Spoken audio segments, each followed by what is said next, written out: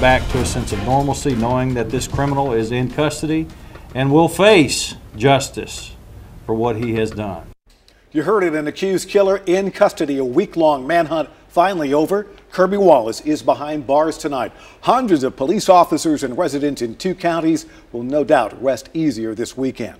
This is the latest mugshot of Wallace right here, taken shortly after he was captured this morning. His face looks pretty worn after evading police for so long. A dramatic end to an intense manhunt. The sheriff credited with arresting Wallace says he was carrying a loaded gun and ready for a firefight. That's right. News 4's Forrest Sanders live in Stewart County outside the jail where Wallace is being held. So Forrest, you've been following this story all week long. What an ending.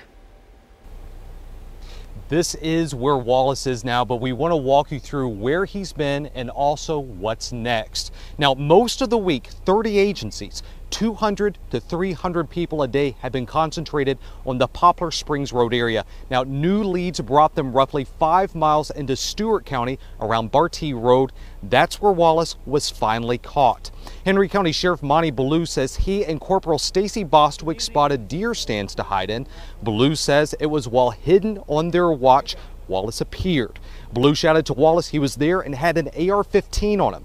Ballou says Wallace stepped behind a tree, and when he walked out, he had his hands on his waist. He says Wallace had a gun in his waistband. We were very fortunate that we didn't wind up in a shootout with the suspect up there. It crossed his mind because he told us it crossed his mind. He just thought that we had the drop on him. So he didn't take that action, and we're very thankful.